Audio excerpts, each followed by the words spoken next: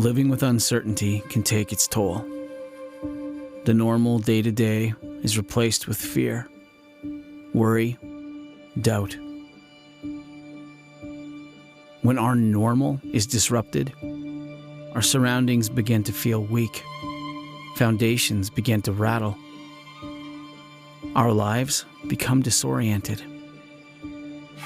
As time goes on, we begin to lose sight of the one constant on our journey: Jesus. The fear is consuming, the worry draining, the doubt painful. Even in our darkest moments, when the last thread of hope has unraveled from our being, we must dwell on truth. We must remember, no matter what is happening around us, God is still sovereign. Today, let us dwell on the truth of Easter.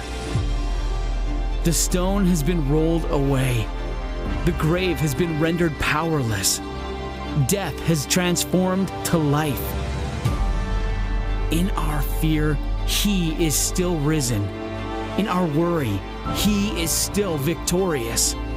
In our doubt, He is still alive. When everything seems hopeless, the hope of Easter remains.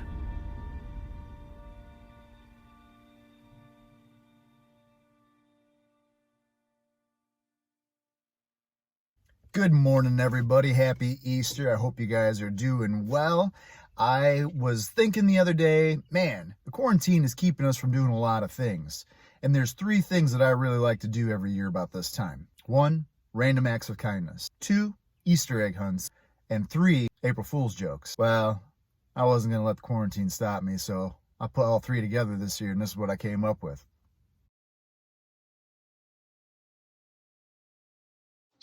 Hey, Di!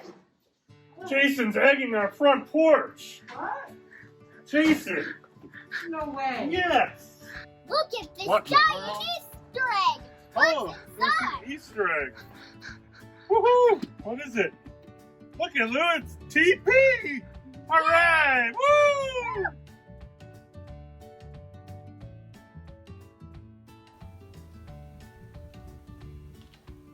Sarah, Jason just texted me and he said that he egged Anthony. I'm gonna go check on Anthony. Why would he egg Anthony? Find an egg under 2 bits. You found a giant egg on the tool bench. I bet this is what Jason meant. Let's open it up. Okay. I know. Okay. I know how. I know how. Okay. Ready? That egg's stuck. It's stuck, alright. Whoop, there we go. It's diapers! Here. Just what I needed! Diapers! Hosanna! Ho, ho, Hosanna! Hosanna! Ho, ho, Hosanna! Hosanna! Ho, ho, Hosanna! Hosanna! Oh! Oh, jeez. Don't say that. I just egged your car. What is he talking?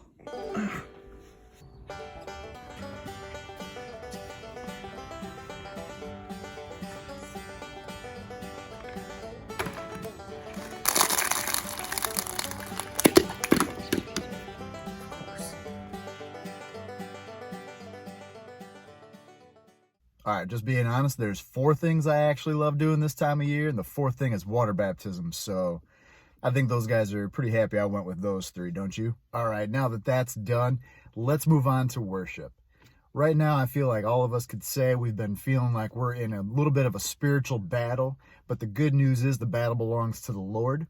A line in the song we're going to sing talks about the weapons of our warfare, our praise and thanksgiving, and I think that's so true right now, that the world has so many things it can complain about, But as Christians, the thing that we should be raising up is our praise and our thanksgiving, reminding the world that God is in control, that we can trust the King of Kings and the Lord of Lords, the one that the grave couldn't stop.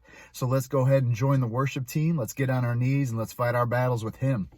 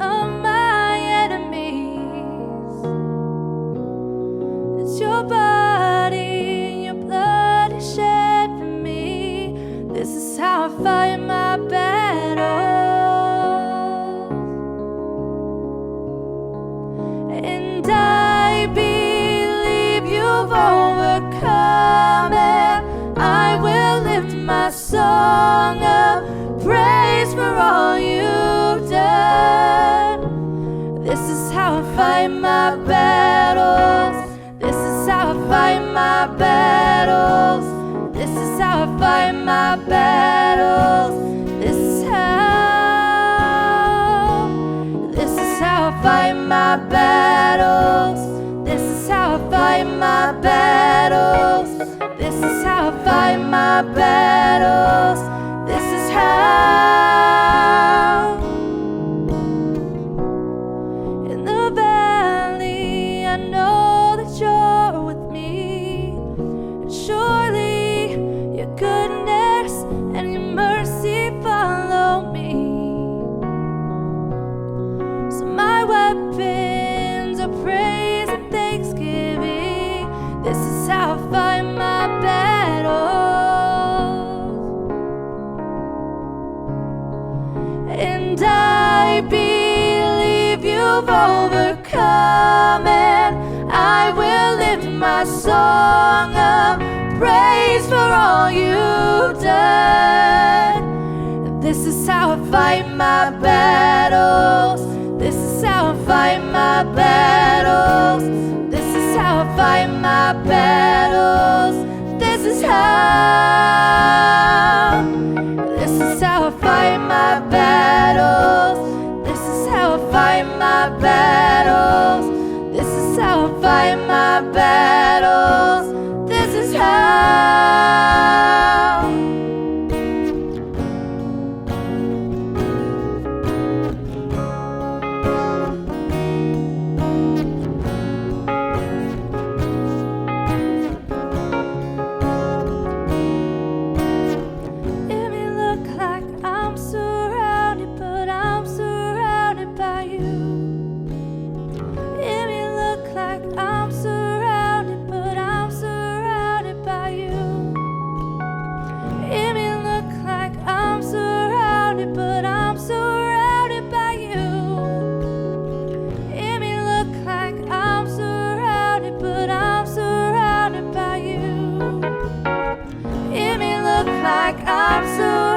But I'm surrounded by you.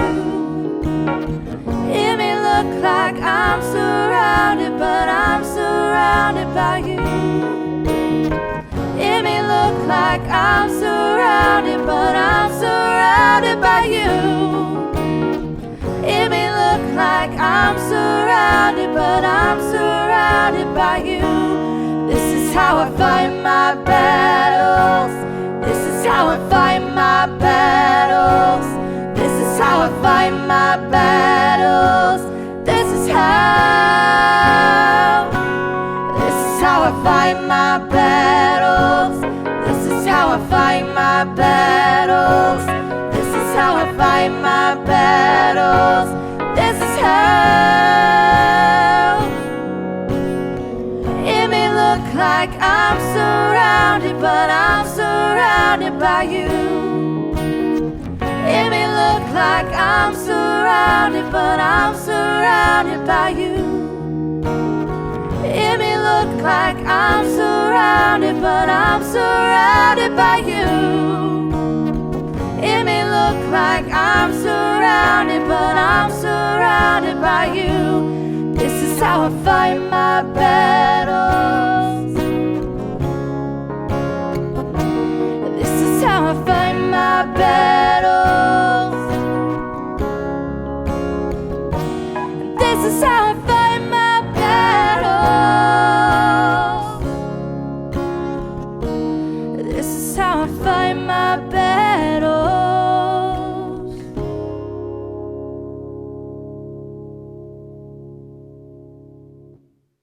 Good morning, everybody. Happy Easter. I have a friend who wants to say hi to you. Happy Easter, everybody. Huh? Too corny? Too carroty? Too something. All right, let's try that again. It's that time again for offering and announcements. If you've been continuing to give, and we know not everybody's able to right now, thank you so much. We truly appreciate it. If you would like to give right now, you can do that one of 3 ways. 1, you can write a check and mail it directly to us. Our addresses are right here on the screen. Sorry guys, no pixie dust today. I only use it for special occasions, like when I get to talk about Abby. 2, you can give using the PushPay app on your phone. It's free to download. You can pull it up now, or you can pull it up at the end of service and give. 3, you can give directly on our website, yourwellchurch.org. Just go ahead and follow the links. While you're there, make sure to subscribe to our weekly newsletter, The Essential, if you haven't already. It's full of a lot of good information and updates for you. As we continue to practice social distancing, we have a few things that you can do right at home. Every Tuesday at 4 p.m. on Facebook, our worship director, Rachel, is hosting a live conversation on worship, so be sure to tune in for that. If you visit our Facebook page right now, you'll see that we're taking a poll about virtual Bible studies and small groups. If that's something you're interested in, make sure that you stop by our Facebook page and vote in that poll by this Monday. As always, make sure you're leaving a like on our Facebook page, YouTube channel, subscribe if you haven't already. Make sure you're signed up for notifications, because that's going to let you know when we drop new content. Before I go, I actually do have 2 people that miss you guys a lot and wanted to say hi, so I'm going to turn it over to them now.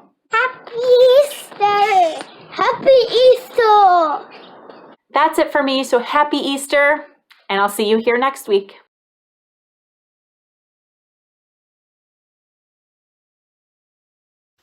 Happy Easter. Surprised? So were the early disciples when Jesus all of a sudden showed up in their midst. They weren't at the tomb expecting Jesus to come back for that first Easter. Instead, they were behind locked doors. Maybe you have the quarantine blues. You didn't get to wear your so-fly bow tie. Well, feel free to pause the video and go put your bow tie on. A mom posted a video this last week of her grade schooler singing, "All by myself, don't wanna be all by myself." And it was so sad. And maybe that's how you feel. Maybe you feel like Easter's a little anticlimactic. It's supposed to be the Super Bowl of the church season without the terrible halftime show. But I imagine it's a little bit how Jesus felt on that first Easter. Here he springs back to life and not one of his disciples is there to see it. Not one of them anticipated his coming back, even though he said over and over again, "I'm going to die, but in 3 days I will raise from the grave." But instead of being there to witness the greatest miracle, they were hiding behind closed doors, and yet graciously, Jesus goes and shows up amongst them. So I just want you to know that even though maybe Easter feels a little anticlimactic for you, it's not any less special, not any less miraculous, because Jesus is still risen from the grave. Quarantine can't take that away, and he can show up in your midst. John chapter 20, verse 19 says, "On the evening of that first day of the week, when the disciples were together, with the doors locked for fear of the Jewish leaders, Jesus came and stood among them and said, 'Peace be with you.'" Well, this is not the Easter that we were expecting. We were hoping to be able to use our new parking lot to be able to gather together and celebrate and to have the kids out there doing an Easter egg hunt. This looks a lot like the first Easter. The disciples are hidden behind closed doors when Jesus suddenly appears. He brings Easter to them. Could you imagine the looks on their faces as all of a sudden Jesus appears in their midst? Probably a little bit like my therapist this last week.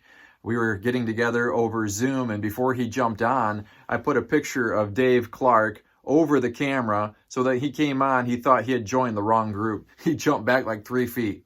Probably why I need therapy. But I imagine that was the same look on the disciples' faces when all of a sudden Jesus was in their midst, that just kind of jumping back, like not expecting him to be in the room.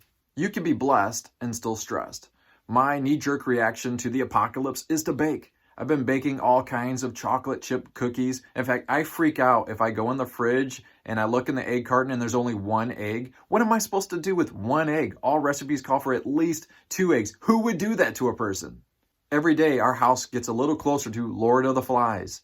In a warehouse, they have that sign up that says 7 days since the last injury or incident. In our house, we have a sign up that says 7 days since the last time we wore pants. I think it only took 3 days for my wife to go out to the minivan and scrape off the sticker that says, "My kid's a terrific student." We've banned Neil Diamond's song, Sweet Caroline, hands touching hands, reaching out, touching you, touching me. Stop mocking us, Neil. Like you, we need Jesus to come into the room and say, "Peace be with you." And in the early church for that first Easter, that's what they desperately needed as well. We need to realize that Easter isn't any less miraculous. What makes the resurrection so exciting isn't the pastel colors, isn't the Easter baskets, isn't the packed out churches. It's that Jesus came back from the dead and brought hope, joy, and peace. My prayer is that wherever you're at, that you'd experience the presence and peace of Jesus. Mark 16, 2-4. Very early on the first day of the week, just after sunrise, they were on their way to the tomb and they asked each other, "Who will roll the stone away from the entrance of the tomb?" While the brave men were hiding behind locked doors, it was the women who went to check on Jesus' body. I find it fascinating that the first people that Jesus appeared to wasn't his enemies. "Ta-da, I told you I was God. No way, Yahweh." It wasn't the top dog leaders, Peter and Paul, but instead Jesus appears to the women, the ones that the rabbis wouldn't even allow to be students, the ones that didn't even have a voice or vote when it came to the court of law, the ones who couldn't have a leadership position in society, the ones that society overlooked. Jesus appeared to and allowed to see his resurrection miracle, probably the greatest miracle of all time. They get a front row seat. I can't help but think about the sage words of Tupac. Since we all came from a woman, got our name from a woman, got our game from a woman, why do we take from our women? Not Jesus. Jesus invested in those who were overlooked. Have you ever locked yourself out of the house or the car? Probably the worst thing is when you can see the key through the window mocking you. I remember when my wife was out of town one time, I accidentally locked the keys in the house and I'm sitting outside with my young kids. We're waiting for the locksmith when Caleb looks up at me and says, "This thing never happens when Mom's around. I only have 2 kids now." Mark 16, 2-4. Very early on the first day of the week, just after sunrise, they were on their way to the tomb and they asked each other, "Who will roll the stone away from the entrance of the tomb?" On the way to the tomb, it dawns on the ladies that they've locked themselves out of the house. They've forgotten about the big boulder that would have been in the way. While we often bury people underground, in the first century, people were often buried in tombs. And those tombs would have a boulder about 2,000 to 4,000 pounds placed in front of it. Now that's about the size of a car, except for you don't have the luxury of putting it in neutral to make it easier to push. So oftentimes it would take a team of strong individuals to help move the boulder out of the way. So on the way, it dawns on them that they forgot. How are they going to get access to Jesus? But what they didn't realize is that God had already moved the stone. Mark 16:4. But when they looked up, they saw that the stone, which was very large, had been rolled away. Have you ever worried about how to deal with the situation, only to have God come in and take care of it unexpectedly?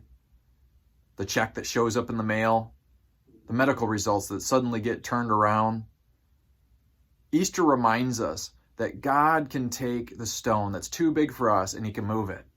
Or he can take the stone and move us. There's times when he uses those situations that he doesn't remove to change our character, to change our perspective. One of the things that's interesting to me about Easter is that we get excited about the empty tomb. But we don't usually get excited about things that are empty. Have you ever run out of gas and then put on pastel colors and did the happy dance? Have you ever craved ice cream, went to the freezer and some yahoo left an empty carton in there? I bet you didn't want to turn it into a national holiday. Have you ever run to the bathroom only to discover that the toilet paper is empty? Or there's only one square on it? I bet you didn't want to write a song about that. Have you ever swiped your card at the store only to discover that it said you had no money? And of course there's this huge long line behind you. So then you give the look like, I don't know how this happened. It's because you used up all your money. That's how it happened. We don't typically get excited when something's empty, but the empty tomb is different. Because if the tomb is empty, then it means that our hearts are full of faith, hope, joy, and peace. God moved the stone. When I was younger, I loved getting an Easter basket. It was probably the saddest day of my life when all of a sudden I wasn't able to get the Easter basket anymore because my wife said I was too old. But what I loved most about the Easter basket was the chocolate Easter bunny, not the Peeps. Nobody likes the Peeps. Jesus never said, where my Peeps at? Jesus doesn't even like Peeps. But the chocolate Easter bunny, one of the saddest things is if it was hollow.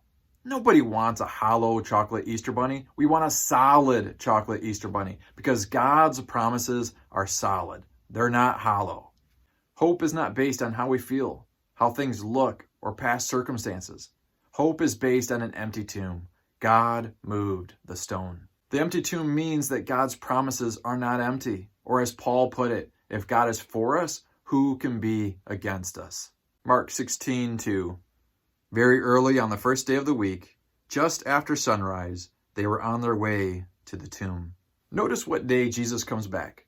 He comes back on the first day of the week. Now we think of Monday as the first day of the week, and we hate it. Nobody gets excited about Monday. No kid says, man, I can't wait for Monday. I hope there's a pop quiz. We don't say TGIM, thank God it's Monday. It might as well be Monday because we all grunt about it. But originally, the first day of the week wasn't Monday. It was Sunday. If you look back at Genesis, what happens on the very first day of the week? It says that God said, let there be light. It's strategic that Jesus comes back on Sunday. He could have picked any day of the week to have come back from the dead, but he chooses Sunday because it's symbolically saying that once again, God is bringing light to darkness. Jesus might as well have announced, I just turned the grave into a rave, y'all.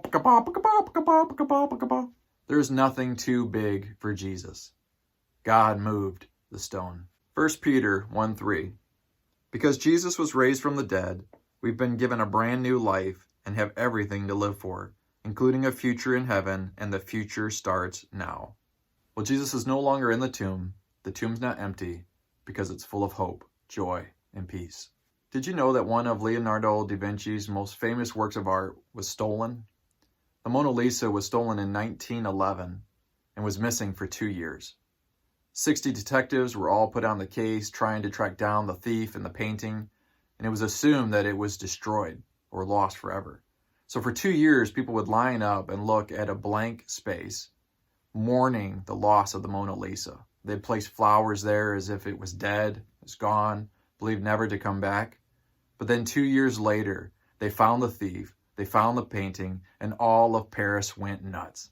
Now, if people can get excited about Mona Lisa coming back, who's not even smiling, how much more excited should we be that Jesus has come back? My wife was going through a bunch of old cards, birthday cards, Christmas cards, getting ready to kind of sift through them and throw some away, when all of a sudden she discovered inside of one of them $200. They almost ended up in the garbage. How often do we look at something that's empty and we don't realize just how much treasure is really there?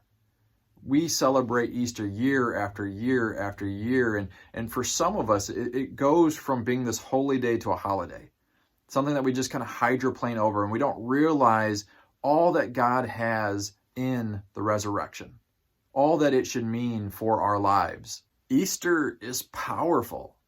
My family has a little video for you to help illustrate this point.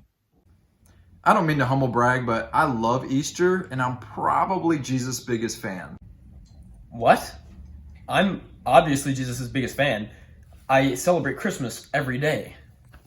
You're crazy. There's no way you love Jesus more than me. First of all, Jesus doesn't love Christmas more than Easter. On Easter, he came out like the Kool-Aid man. Oh yeah! Did you just change shirts? Duh, as Jesus' biggest fan, I have a lot of apparel, including these killer socks. I love Jesus. Clearly, I'm Jesus' biggest fan. Dude, you just scared the ornament off of me. Well, anyways, I'm Jesus' biggest fan because I know all of his favorite worship moves. Which are? The holding the TV, the high-fiving Jesus, the I'll fly away, oh glory. You gotta be ridiculous! The kid does have a point. Clearly, I'm Jesus' biggest fan. What are you doing? Walking on water. Clearly he wins. Too often we make Easter about the wrong things. It's about the pastel colors, the fancy outfits, the packed churches, when it's really not about full churches, it's about full hearts. Hearts that are full of hope, joy, peace. But that means that we have to go from Easter being a holiday that we celebrate once a year to being a reality that we celebrate every day. Here's a battery. It's powerful. But for the flashlight, it's only powerful once it's inside.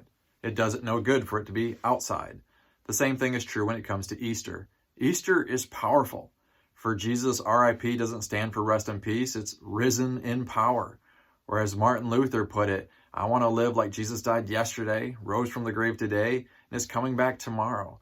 Easter is only powerful for us when it goes from this external holiday to something that shapes us internally, that we allow to shape our perspective, to shape our attitude, to shape the way that we live life. The assignment for this week is to reread Mark 16, 2 through 4, and to ask the question, what stone do you need God to move? Is there a doubt, a fear, a circumstance, a challenge? Or what stone is God trying to use to move you? Maybe he's trying to stretch your character, stretch your perspective, stretch your faith. My prayer for you this week is that Jesus will show up and say, peace be with you. Happy Easter. Be still and know. The whisper repeats, a crescendo that quells the storm. The veil is torn and the voice rings out from an uncovered and empty grave. I am. I covered you in the garden when you could not cover yourself. I covered you in the desert. I covered your escape. I covered you with clouds and fire, with lamb's blood on your doorframe. I cover you in your times of sin. I cover you with grace. I cover you when you run and hide, afraid to show your face. I cover you in times of need. I am, and always will. You cover me. You've covered me. You'll cover me. I can fear the unknown, but what I know is you, and your promises never fail me, even when the world is too dark to see them. You cover us in your protections, even when we are too distant to know them. You were covered by the grave, but not forever. You covered death with life. Even so, through my fears and doubts, I will praise you in the hope of seeing your promises fulfilled. For you cover me.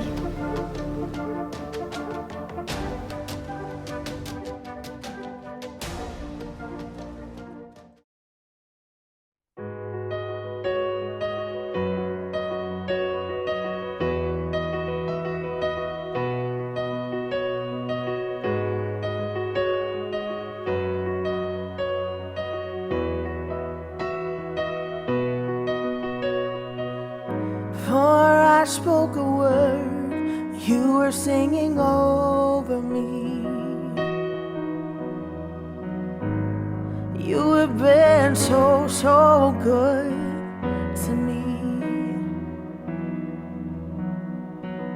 Before I took a breath, you breathed your life in me. You have been so, so kind to me. And all the overwhelming, never-ending, reckless love of God.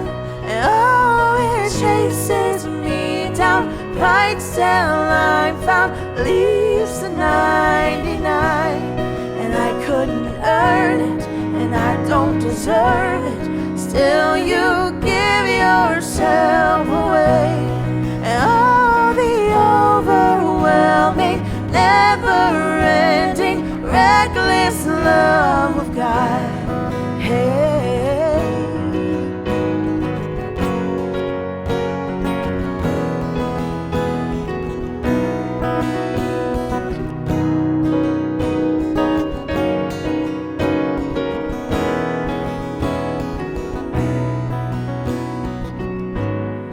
I was your foe, still your love fought for me. You have been so, so good to me. When I found no worth, you paid it all for me. Yes, you did. You have been so, so kind to me. And all the overwhelming, never-ending, reckless love of God. And oh, it chases me down, fights till I'm found, leaves the 99. And I couldn't earn it, and I don't deserve it. Still you give yourself away. Oh, the overwhelming, never-ending, reckless love of God, yes.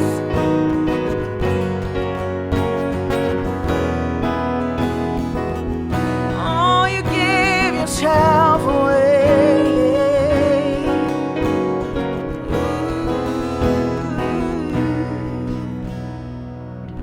There's no shadow you won't light up, mountain you won't climb up, coming after me. There's no wall you won't kick down, lie you won't tear down, coming after me. There's no shadow you won't light up, mountain you won't climb up, coming after me. There's no wall you won't kick down, lie you won't tear down, coming after me. There's no shadow you won't light up, mountain you won't climb up, coming after me. There's no wall you won't kick down, lie you won't tear down, coming after me. No shadow, there's no shadow you won't light up, mountain you won't climb up, coming after me.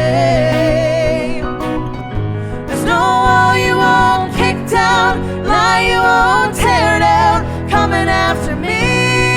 Oh, the overwhelming, never-ending, reckless love of God.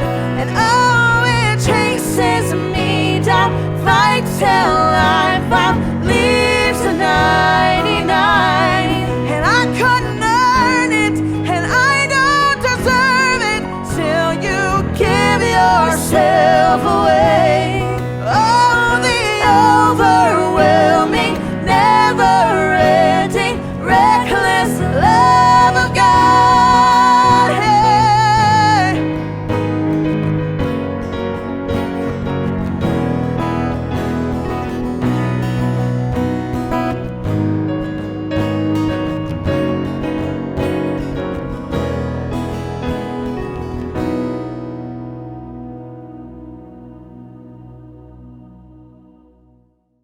let's close this Easter service off right. Let's spend some time in prayer together. If you have any prayer requests, you can send them to info.thewell@gmail.com, and we will pray for you. Other than that, let's just close our eyes and go to the Lord. Heavenly Father, we thank you that all things are in your hands and you are in control. Jesus, I just pray over each one that is watching right now, God, that you would speak to their hearts, that you'd minister to them, that you would watch over them, that you would bless them, protect them, provide for them this week, that they would see you in control and know that you have all things working for your good and your glory, and that you would be blessed in everything we do and say. In Jesus' name, amen.